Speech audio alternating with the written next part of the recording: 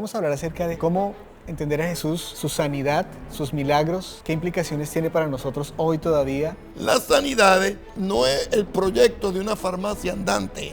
Como si Dios es un Dios poderoso, como si Jesús puede hacer milagros y Él hace sanidades. ¿Por qué hay tanta enfermedad en el mundo? ¿Por qué hay tanto dolor? La enfermedad no tiene la última palabra con nosotros. Eso es lo que Dios quiere con los seres humanos. Que viva de manera independiente, de manera liberada, para la mismísima gloria de Dios.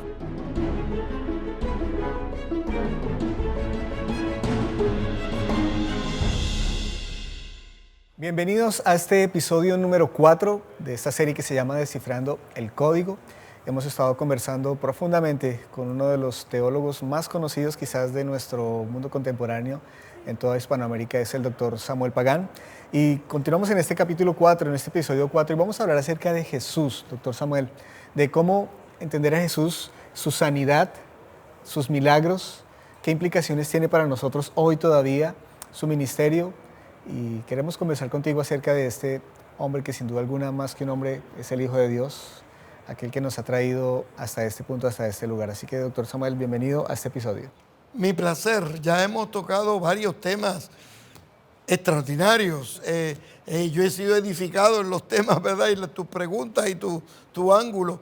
Pero ahora vamos a hablar Jesús de Nazaret, Rey de Reyes, Señor de Señores, Alfa, Omega, principio y fin, el camino, la verdad y la vida. Yo no sé cómo lo podemos presentar con tanta amplitud teológica en la Biblia. Total. Doctor Samuel, uno de los nombres de Jesús o del Señor en la Biblia es el Señor sanador, ¿verdad? En tu libro Yo soy el que soy, nos hablas mucho y nos explicas mucho acerca del significado de Jehová Rafa, ¿verdad? En la Biblia. Y eso también tiene que ver directamente con el ministerio de Jesús como un hombre que vino no solo a dar libertad emocional, espiritual, sino que en muchas oportunidades sanó y de manera integral a una persona. Está buscando el Señor y Jesús busca en nosotros hoy ser seres humanos integralmente sanos. Y podríamos hablar en este sentido de la sanidad integral del Señor Jesús.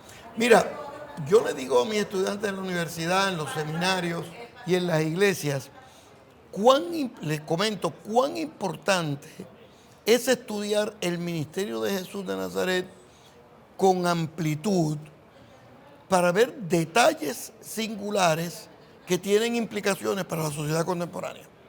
Por ejemplo, cuando nosotros estudiamos el ministerio de Jesús de Nazaret, descubrimos que su ministerio se puede dividir en dos grandes áreas: discursos y enseñanzas y milagros.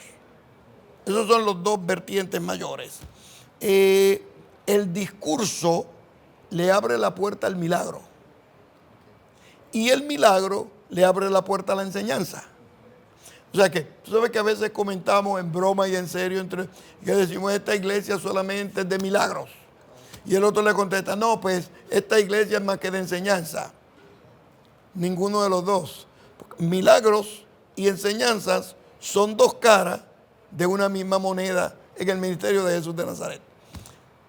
En la antigüedad, ese ministerio dual, enseñanza y milagro, le ganó el respeto en la antigüedad. Inclusive sus adversarios decían, el problema con este es que no nos habla como los escribas los fariseos. Añadieron, nos habla como quien tiene autoridad. Y en efecto, Jesús de Nazaret tiene el discurso y habla un sermón, habla en las oraciones. Mientras oraba, también daba una enseñanza. Y tercero, a través de las parábolas. Y los milagros, tres formas de comunicación para las enseñanzas. Y los milagros son cuatro formas de milagros. Uno, enseñanzas. Uno, sanidades. Dos, resurrección de muertos. Tres, liberación de demonios. Y cuatro, milagros sobre la naturaleza.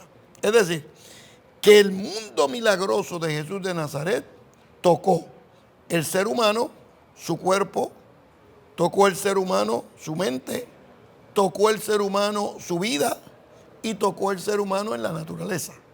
Fíjate cuán importante era eso. Y de entre todo ese mundo de milagros, las sanidades juegan un papel protagónico. Cuando hablamos de las sanidades, yo le digo a la gente que es interesante cuando uno ve sanidades en el Nuevo Testamento, paralíticos, ciegos, sordos, mudos, espina bífida, paralíticos, leprosos, yo no sé cuántos más. En mi libro sobre las sanidades, identifico todos los milagros de sanidades en la Biblia. Pero un elemento en común en todos los milagros de sanidad, no en la mayoría, en todos los milagros de sanidad, es que el Señor le devolvía al paciente, al necesitado, al enfermo, el poder mayor que podía tener el ser humano, que es la capacidad de valerse por sí mismo. Entonces, el milagro no solamente era para sanarle los ojos y que viera, sino devolverle el poder para que viviera de manera independiente y liberada. Que a última instancia, eso es lo que Dios quiere con los seres humanos.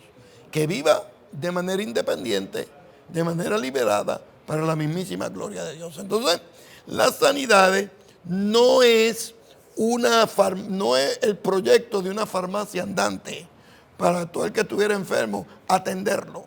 Era devolverle el poder de vivir de pie en una sociedad desorientada. Un ciego necesita a alguien que lo lleve, un sordo a alguien que lo lleve, un paralítico a alguien que lo lleve, un leproso a alguien que tenga una campanita que anuncie. Todos necesitaban a alguien. Después de la sanidad, vivieron por sí solos. Quizás eso nos ayude, doctor Samuel, a entender un poco más esta siguiente pregunta, y es: ¿cuál es la importancia teológica de los milagros de sanación realizados por Jesús en su ministerio? Muy bien, muy bien. Acuérdate que el cuerpo, pero para nosotros el cuerpo, la carne, los huesos, todo. Pero el texto bíblico habla del cuerpo desde la perspectiva bíblica como el templo del Espíritu de Dios. O sea, el cuerpo no es un montón de carne ahí, es el templo del Espíritu de Dios. Entonces, devolverle al cuerpo su función óptima era permitir que el Espíritu Santo pudiera tener una actividad óptima en el cuerpo. Entonces, en las sanidades, el Señor manifiesta su amor, manifiesta su paz, manifiesta su liberación y tiene enseñanza para nosotros. Por ejemplo, la mujer que toca el borde del vestido de Jesús.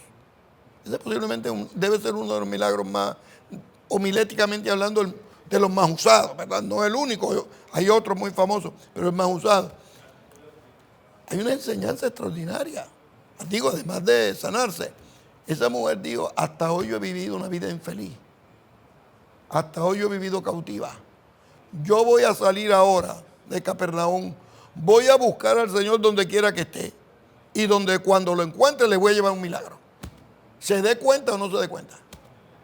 Se encontró, se metió entre la multitud, tocó un pedazo de tela, y más que un pedazo de tela, tocó un pedazo de la gloria de Dios. Su fe, ¿no? Extraordinario. Otro milagro que yo presento en estos días se relaciona con las dinámicas entre amigos.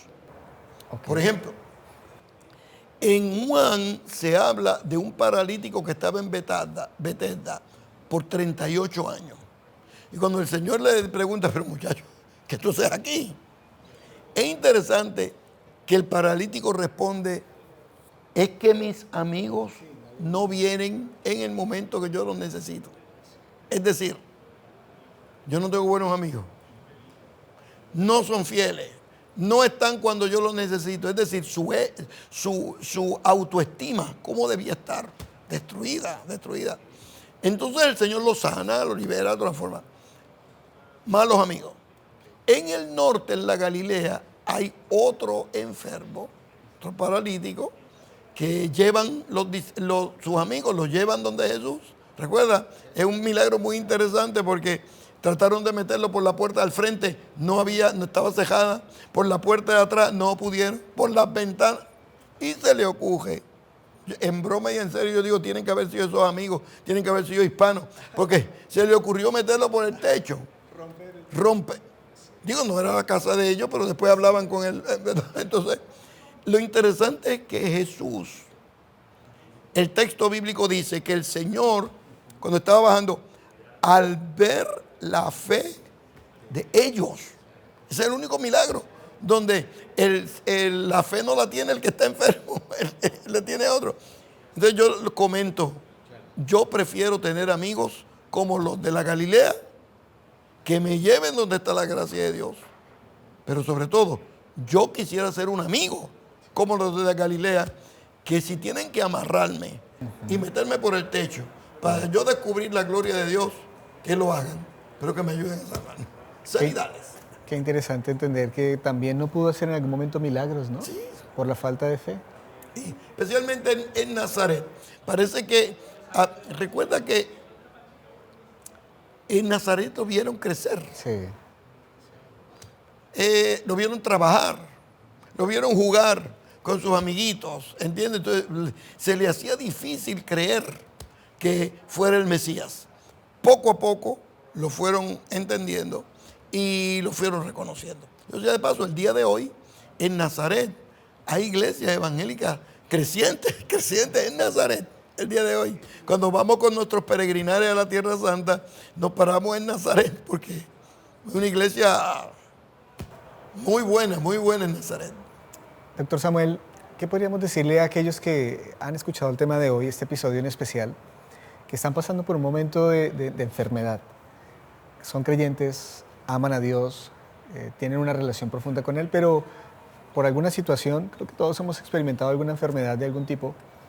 ¿Cómo entender esa relación, ¿no?, entre mi fe, la sanidad? ¿Hay algo que no está bien? ¿Cómo entenderlo a la luz de la palabra de Dios? Mira, hay personas que se sanan de manera inmediata cuando la gracia de Dios llega. Y hay personas que se tardan más tiempo. Recuerda, hubo un caso en la Galilea donde le trajeron un ciego. El Señor ora por el ciego, le unge los ojos y le pregunta, ¿qué ves? Veo los hombres como árboles. El Señor le dice, vamos a orar de nuevo, que los hombres algo no quedó bien. Y oró de nuevo, entonces fue que se sanaron. Hay sanidades inmediatas, pero hay sanidades que toman tiempo.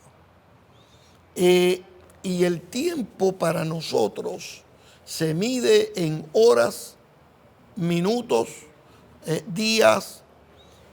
Para Dios, 1000 años son como el día de ayer que pasó. Entonces, hay sanidades que los seres humanos disfrutan de manera inmediata, pero hay sanidades que toman tiempo. Y yo lo que le digo a la gente es que ese tiempo de enfermedad, donde están en proceso de restauración y sanidad, lo utilicemos para identificar qué es lo que Dios quiere enseñarnos con esa enfermedad, con esa condición, con esa realidad que nos circunda, porque hay algo de Dios que está para nosotros, que nosotros tenemos que marchar. Recuerdo este joven ciego que le llevan a Jesús, ¿recuerdas? Y la pregunta era, ¿es ciego porque está pagando por el pecado de sus padres, por su propio pecado? Y la respuesta de Jesús es clave para entenderlo, ¿no? Para que la gloria de Dios se manifieste. No pecó ni él ni los padres. Sí. Si la gente tiende a pensar, si está enfermo, sabe Dios qué pecadito tiene oculto. Okay. Esa fue la teología de los amigos de Job. Sí. Pero ya Ezequiel, también Jeremías, habían hablado de que los padres ya no iban a comer las uvas agrias y los hijos iban a sufrir la dentera. Es decir, que los hijos no pagan los pecados de los padres. Okay. Y los discípulos todavía tenían esa teología. Alguien tiene que haber pecado. Y el Señor le dice, no, hay situaciones de enfermedad o problemas, lo que sea en la vida, donde son el marco de referencia para que se manifieste la gloria de Dios. ¿Cómo podríamos orar como iglesia por alguien que está pasando por un momento de enfermedad, a la luz de esto que estamos hablando? Claro. Sí, yo lo que le digo a la gente, nosotros oramos por los enfermos. Nosotros oramos por las personas que están en necesidad para optimizar la vida de esa persona. Nosotros queremos que esa persona viva todo lo bueno que pueda vivir con la gracia de Dios, con la presión alta o con diabetes, con dolor de cabeza o sin dolor de cabeza.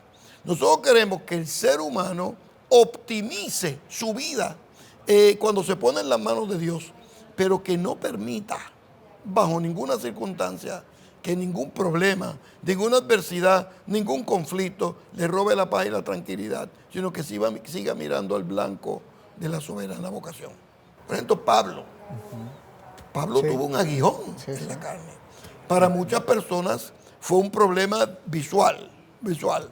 Otras personas dicen, no, que eso fue el genio que tenía el apóstol Pablo. O la suegra, O doctor Samuel. algún personaje familiar.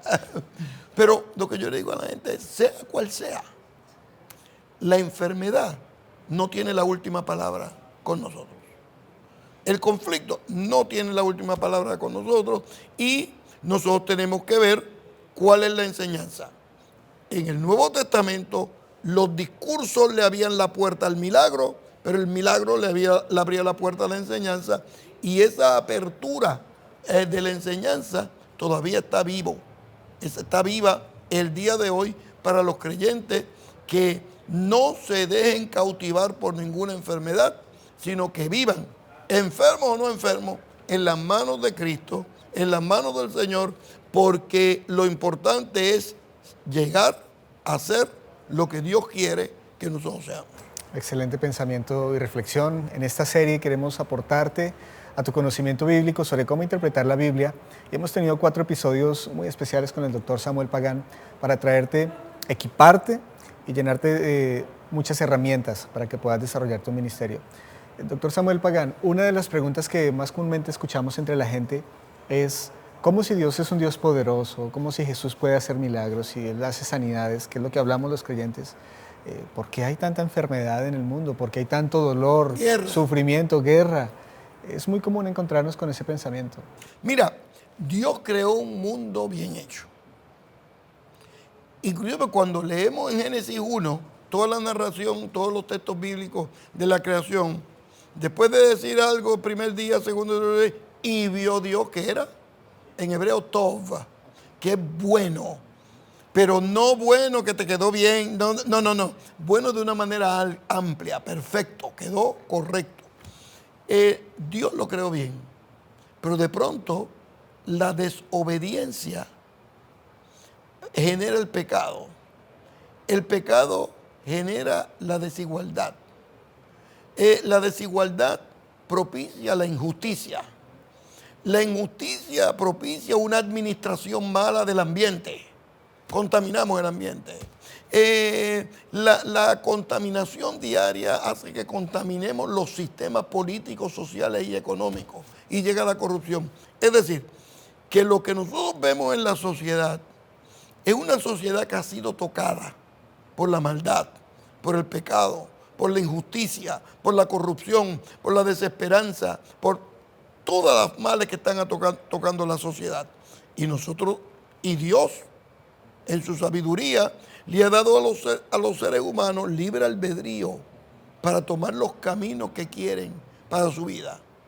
Nuestra labor como ministros de Dios, como iglesia de Cristo, es anunciar las virtudes, según el apóstol, de quien nos sacó de las tinieblas a su luz admirable. Por eso es que predicamos el Evangelio, para que la gente se convierta al Evangelio. Y ese proceso de conversión no es alzar la mano nada más o que lo apunten, ¿verdad?, en el libro de los nuevos creyentes. Es una transformación de la persona, una revisión del carácter, una modificación de la conducta. El que está en Cristo, nueva criatura es. Nosotros necesitamos más médicos cristianos, más abogados cristianos, más políticos cristianos, más ingenieros cristianos. Es decir, nuestro interés es que los valores de la fe se manifiesten en todas las dimensiones de la vida. Y eso nos va a dar a nosotros sentido de esperanza, de gracia y de superación. No podemos finalizar este episodio número 4, doctor Samuel Pagán, sin entender lo que podrías compartirnos acerca de lo que es la sanidad. Hablamos hoy de la sanidad del corazón, o sanidad espiritual, integral, o sanidad integral, o sanidad interior, que también lo hemos nombrado así. ¿Cuál es esa sanidad interior que realmente Dios está buscando en nosotros hoy? Muy buena. Es un tema de gran importancia. Bueno, a través de la historia ha sido muy importante, pero en la actualidad es un tema común. Porque observa, fíjate, que ahora hay personas que se presentan en la televisión con diferentes títulos de espiritualidad.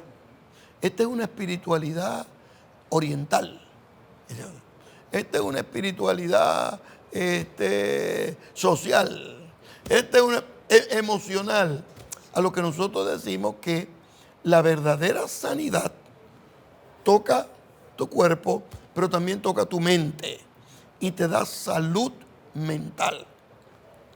Uno de los desafíos mayores que vamos a tener en la sociedad latinoamericana, hispana en los Estados Unidos, los próximos 20 años, va a ser las dificultades de salud mental que vamos a tener.